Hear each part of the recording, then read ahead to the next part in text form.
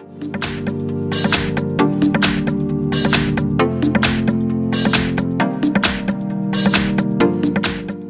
have OPPO AX7 and let me show you how to clear credentials on the following device. So at the very beginning, open the settings, then scroll down and select additional settings.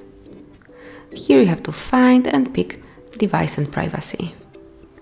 And now just go to the very bottom of the list and tap on remove all user certificates. Confirm it by tapping on remove all user certificates one more time because this action cannot be undone. And that's it. Success! Thanks for watching, please subscribe our channel and leave the thumbs up.